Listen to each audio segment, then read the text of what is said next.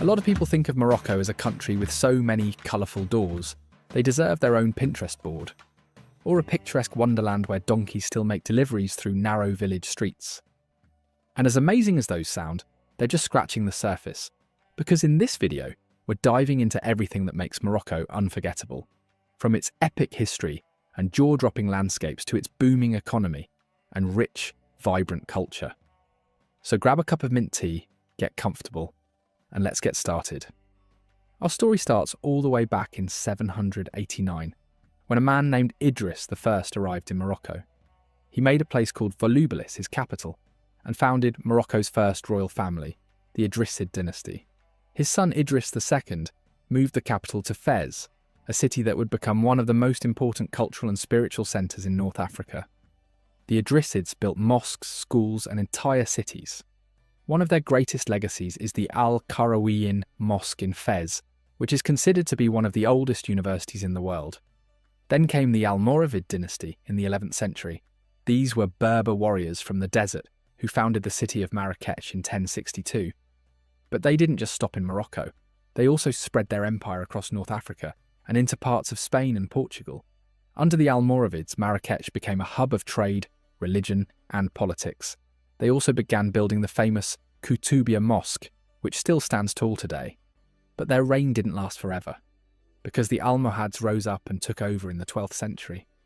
Led by a religious movement, they believed in one true version of Islam known as At-Tawhid, or the oneness of God.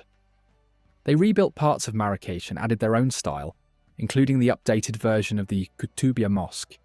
The Almohads ruled for nearly 50 years, until they lost a major battle in 1212. After that, the Merenid dynasty took over. They moved the capital back to Fez and focused on building schools, mosques, and beautiful architecture. And if you're interested, you can still visit the stunning Chella necropolis in Rabat, filled with ruins from this era. But again, their reign was short-lived, because the Portuguese arrived along the coast and started taking over parts of Morocco. Eventually, the Saadians rose up and pushed the Portuguese back, and these guys brought Morocco into a golden age of wealth, knowledge, and culture. They used gold from the Songhai Empire in West Africa to build palaces and tombs, like the beautiful Saadian tombs in Marrakech and the El Badi Palace. They even teamed up with Spain to help fight off the Ottoman Turks. In the 1600s, after years of chaos, a new dynasty came to power. The Alawites. They came from a town called Tafilalt and have ruled Morocco ever since. That's over 350 years and counting. One of their most famous rulers was Sultan Moulay Ismail, who made the city of Meknes his capital, and built massive walls and gates, like the famous Bab el Mansour. The dynasty eventually moved the capital to Rabat, where it still stands today. So, going back, European powers like France and Spain started eyeing Morocco during the 1800s. By 1912, Morocco became a French protectorate, while Spain took over some parts in the north and south. But the Moroccan people didn't like that, and they showed it. In the 1920s, the Rif Berbers in the north led a full-blown rebellion, and in 1956, Morocco finally gained independence. French Morocco became free in March, and Spanish Morocco followed in April, except for two small cities, Ceuta and Melilla, which Spain still holds today. After independence, Morocco became a constitutional monarchy in 1977, in which King Hassan II ruled until 1999, followed by his son, King Mohammed VI, who still rules the country to this day. But what makes the land they govern so geographically fascinating? Well, I'll tell you. Morocco sits in a pretty unique spot on the map, right where Africa and Europe almost meet. To the north, it touches the calm, blue waters of the Mediterranean Sea. To the west, it stretches out along the wild Atlantic Ocean, and across the country, you'll find everything from snowy mountain peaks to scorching desert sands. No wonder people call it the land of the distant sunset. And yes, it's just as magical as it sounds. Case in point, the Atlas Mountains. This is a massive range that cuts across Morocco from the northeast all the way to the southwest. It's actually made up of three parts: the High Atlas, the Middle Atlas, and the Anti-Atlas.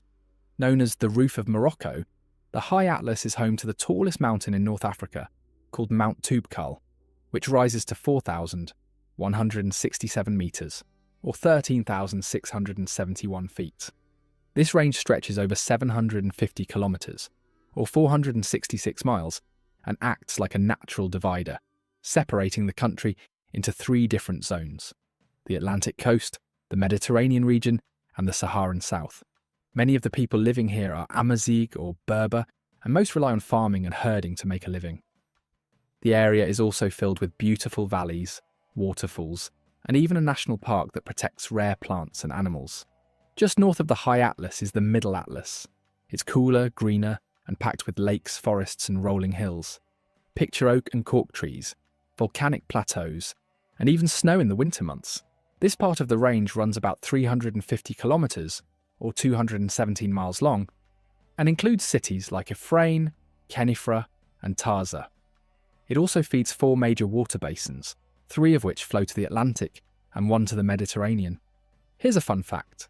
Morocco is home to the Barbary macaque, a wild monkey that lives in these forests. Thanks to conservation efforts, they're making a strong comeback. Farther south lies the Anti-Atlas, the driest of the 3 ranges.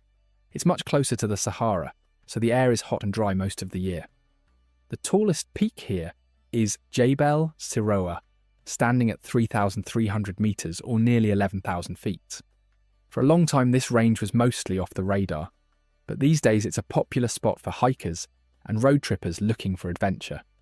Now let's move from the mountains to the coast. To the west, Morocco's Atlantic coastline runs for more than 3,000 kilometres, or about 1,900 miles. It connects the Sahara to the rest of the country and is home to cities like Agadir, Casablanca, Essaouira, and the capital, Rabat. It's a favourite spot for surfers, fishermen, and anyone looking for a laid-back beach escape. One standout destination is Dakhla, a peaceful desert town right on the Atlantic, known for windsurfing and sunny winter swims. To the north, Morocco's Mediterranean coast runs for about 500 kilometres, or a little over 300 miles, from Tangier to the far northeast. It's quieter than the Atlantic side, but just as beautiful. You'll find calm blue waters, golden beaches, and a relaxed, breezy vibe. Plus, the culture here feels like a mix of Arab, Berber, and Andalusian roots. And then, of course, there's the Sahara. In southeastern Morocco, you'll find Merzouga, a small town that serves as a gateway to the desert. Here, giant sand dunes glow red and orange, especially during sunrise and sunset. Some dunes rise over 150 metres, which is almost 500 feet high. Besides sightseeing, you can also ride camels across the dunes, sleep in tents under the stars, and enjoy traditional music and storytelling around a campfire. It's quiet, peaceful, and definitely one for the books. But what happens when paradise gets shaken to its core? In 2023, a powerful earthquake shook Morocco's High Atlas mountains. The damage was real, but the country didn't stall. Tourists kept arriving, businesses stayed open, and the economy kept moving forward. Still, Morocco faced another challenge: drought. Another dry year meant smaller harvests and higher food prices, which slowed growth slightly in 2024. Even so, the dip was small, and experts expect things to improve in 2025 and 2026. So, what's keeping Morocco's economy strong? Tourism is a big one. In just the first 3 months of 2025, more than 4 million visitors came to explore its beaches, deserts, and mountains. Beyond tourism, Morocco's industries are diverse. I'm talking textiles, food production, and even aeronautics, with local factories producing airplane parts for the global market. Foreign investment is also flowing in, especially from Europe. New factories are opening, jobs are being created, and Morocco's trade links with the EU remain a major driver of growth. In terms of prices, it's been a seesaw. Food costs spiked early in 2025 due to the drought, then eased by spring, leaving inflation at a low average of around 1.7% in the year's first quarter. Unemployment, however, remains a concern, especially for young people and women. Even though Morocco added over 160,000 jobs in 2024, it's not enough to match population growth. Over the past decade, the working-age population has grown by more than 10%, but jobs have only grown by about 1.5%. So to close that gap, Morocco is pushing reforms, like better job training, more flexible contracts, affordable childcare, and stronger support for women in the workforce. Education is also a focus, with efforts to keep kids in school longer and improve quality.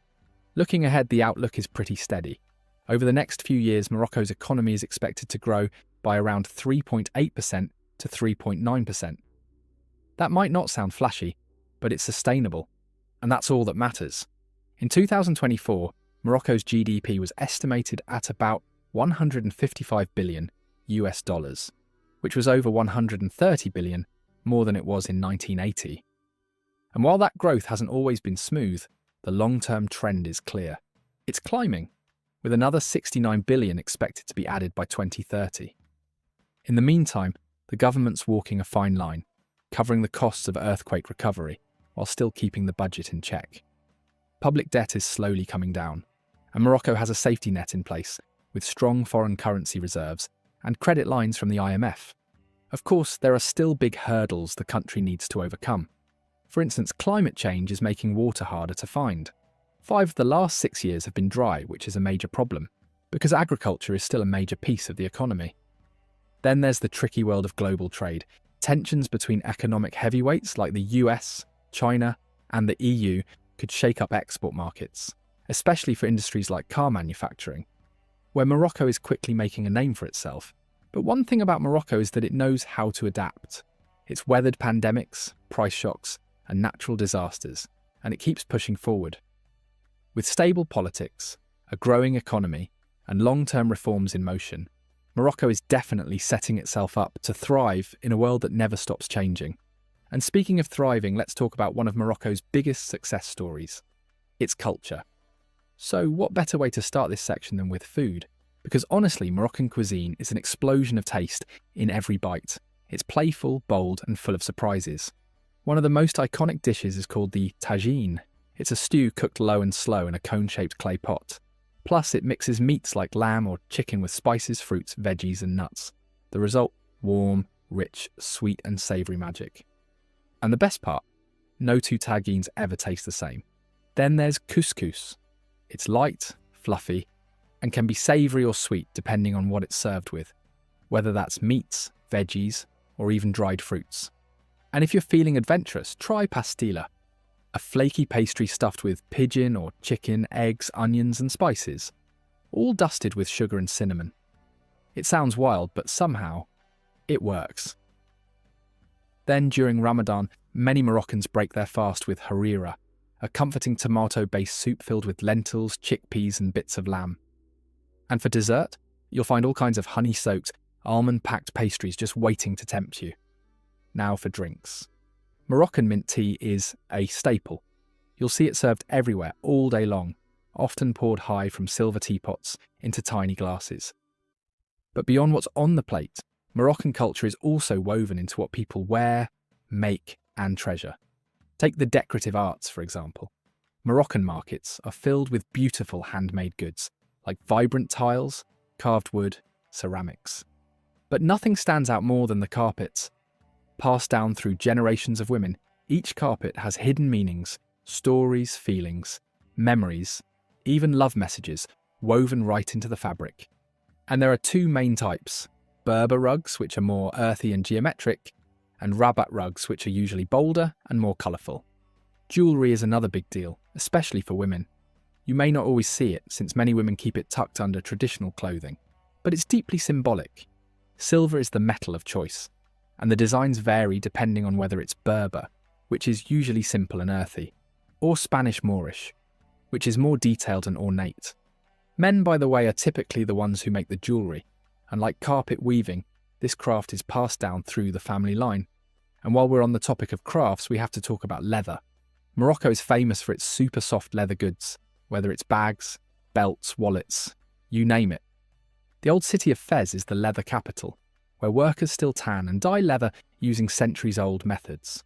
The process is done entirely by hand, using natural dyes and traditional techniques.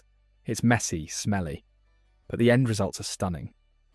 As for religion, Morocco is predominantly Sunni Muslim. In fact, about 99% of the population are. You'll hear the call to prayer echo across towns 5 times a day. And while non-Muslims usually can't enter mosques, there are a few open to visitors, like the Hassan II Mosque in Casablanca or the Ali Ben Youssef complex in Marrakesh. I don't know about you, but out of all the fascinating things about Morocco, the food steals the show for me. So I want to know, if you could try just one Moroccan dish, which one would you pick first? Sound off in the comments section below. And as always, if you enjoyed this video, you'll love this next one.